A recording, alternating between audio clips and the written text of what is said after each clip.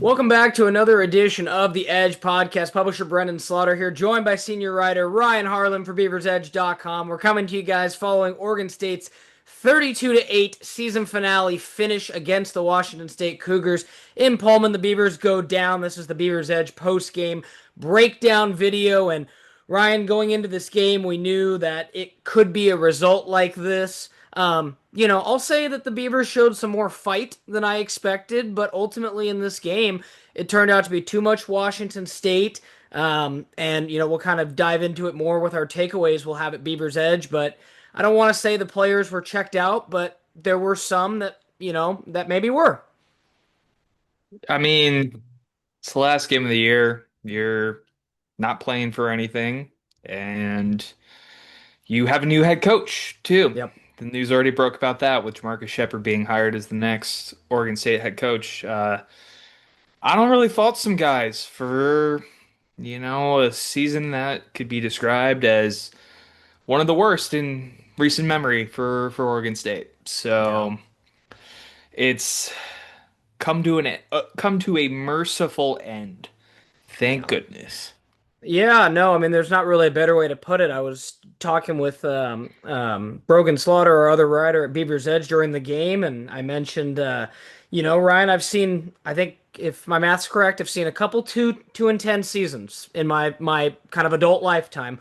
One from Gary Anderson, one from Jonathan Smith, and now one at the end of this year. And a 2-10 year is tough. I think it's if you don't get to six, I don't know what the real difference is between two, three, four, and five. I think a losing season is still a losing season at the end of the day. But Ryan, we all kind of knew this is where it was going when they fired Trent Bray after they were 0-7. Like even a best case scenario for Rob Akey. Say they won all their games. They would have been 5-7. I don't know how excited you truly could have got about 5-7. The damage was done earlier this season. And I think from that point, I credit the heck out of every kid that fought. And I want to make note of the offensive players that didn't quit tonight. And Ryan, the defense, they were on the field an awful lot, and they could have rolled over with very little offensive support. But I thought even the forced fumble they had late, the defense was still trying late. And I've seen Beaver teams that have quote quit, and I'll just say that it was a tough year.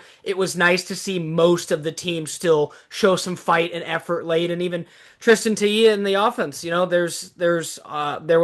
showed fight until the very end. Ryan, a lot can be said about the offensive line. We're going to talk about it in our takeaways. Ryan, they gave up 20 sacks all season entering the game. There was not more than three given up in a single game. Cougars had six tonight. So I point a few fingers at the offensive line if I'm going to be a little critical in this one. And a season low in rush yards. So there you go.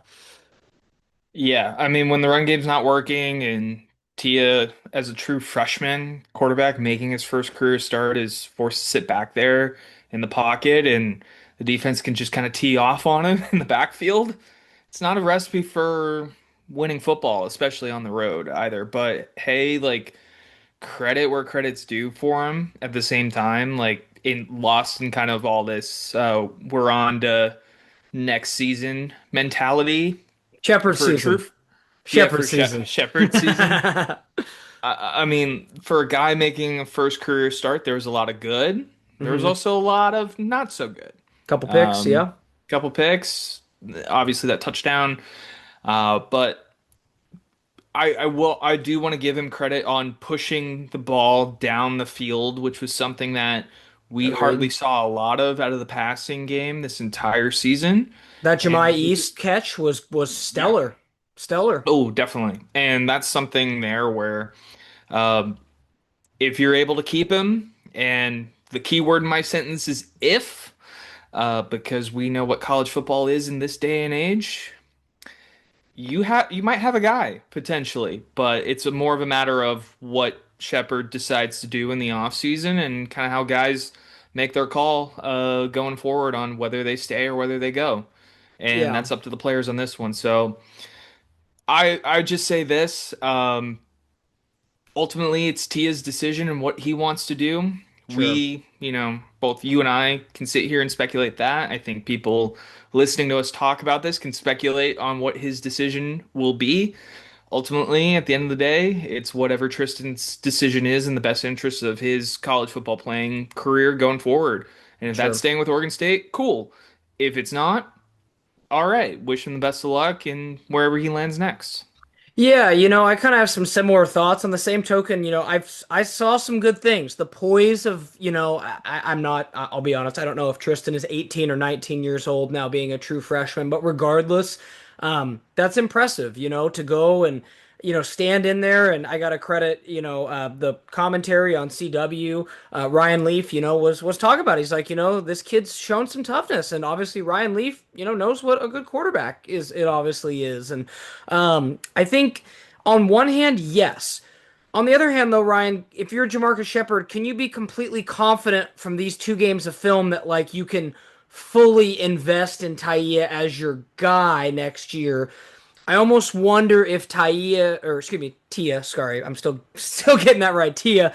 Um, if he could follow the path, Ryan, of like a Jabari Johnson this last year, where it's like, hey, he probably still needs to grow a little bit, but he could be that key backup next year if they brought in somebody with experience.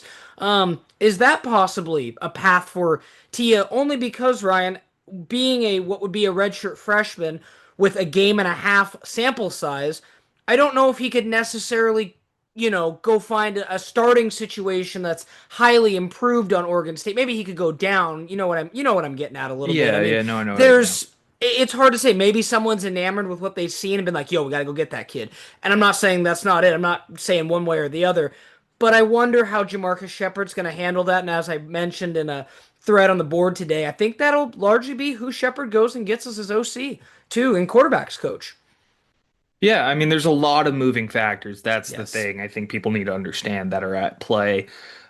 There's just currently a lot of unknowns that we don't know what Shepard is going to do with his incoming staff and how they evaluate Tia as a quarterback or kind of everybody on this roster from both the offensive side and even defensive side of the ball too, if we're being honest. So Yeah. that's something that I think will play a significant role in just kind of talent evaluation and how they approach that position as we now turn to the offseason.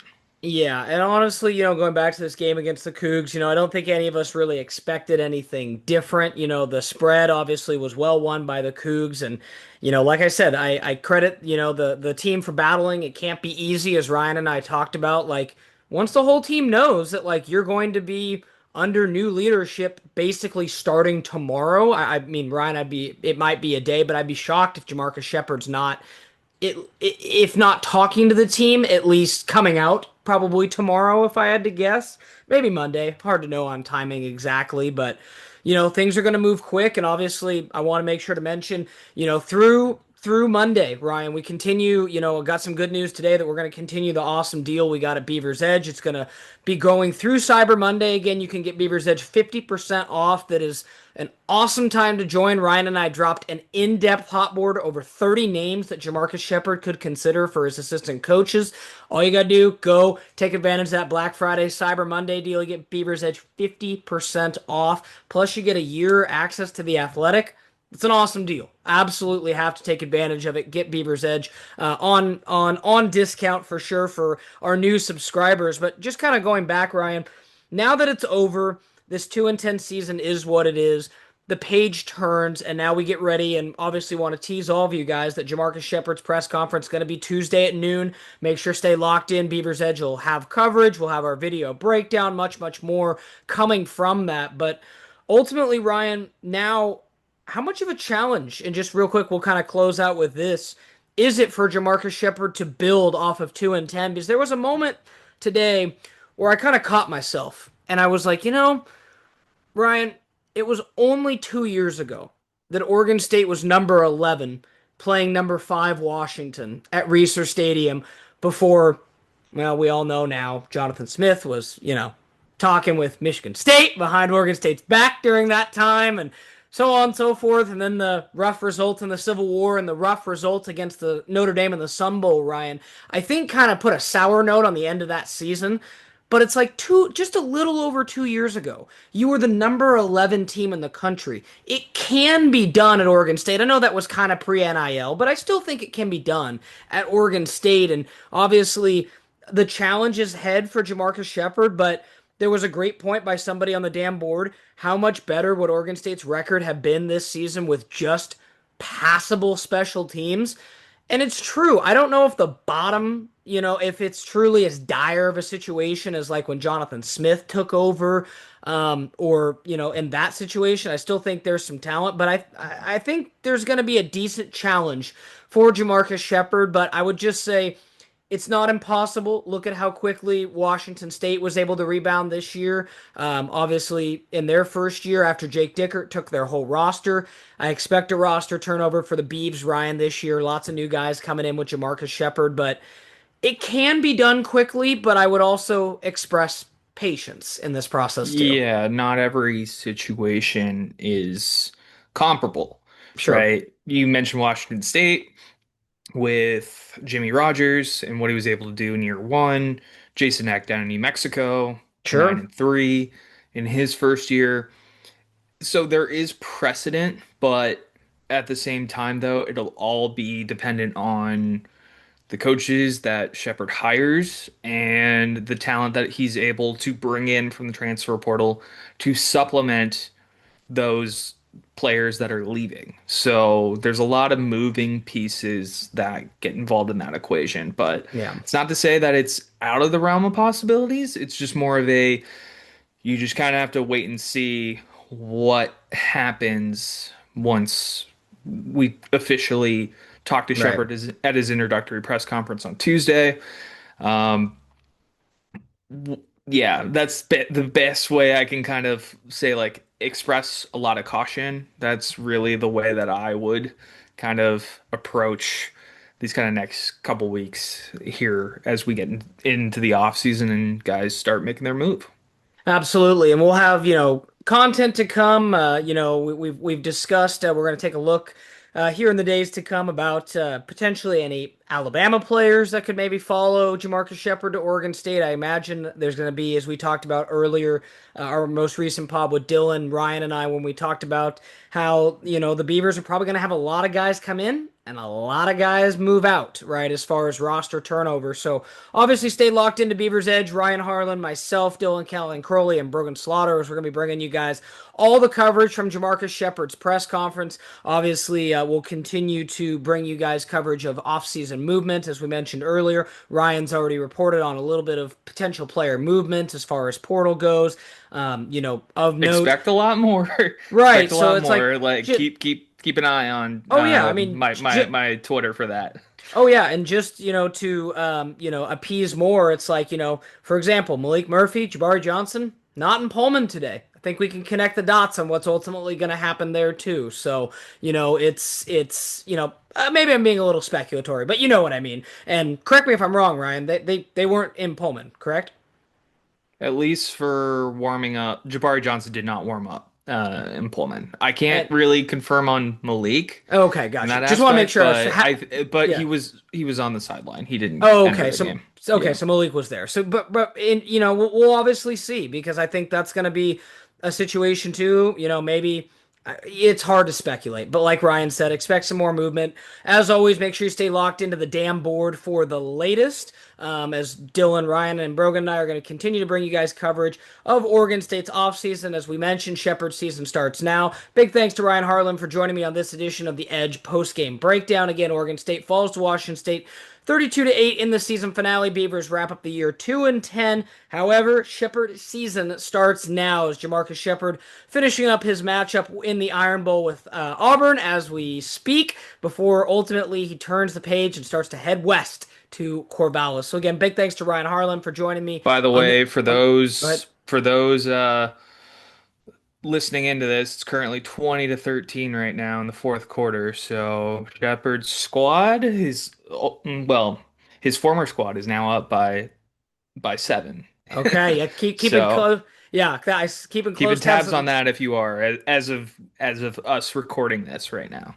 Absolutely. And I was looking at that game earlier. Auburn needs the game to go bowling. And, obviously there's a little bit of movement. There's been some discussion. Obviously, JaMarcus Shephard leaving. And then I heard there's some rumors that Alabama's DC could be looking at jobs too. So, some movement going on down there in Tuscaloosa. And the Beavers obviously got that party started. So, again, make sure to check out BeaversEdge.com. Assistant Coach Hotboard is live one more time.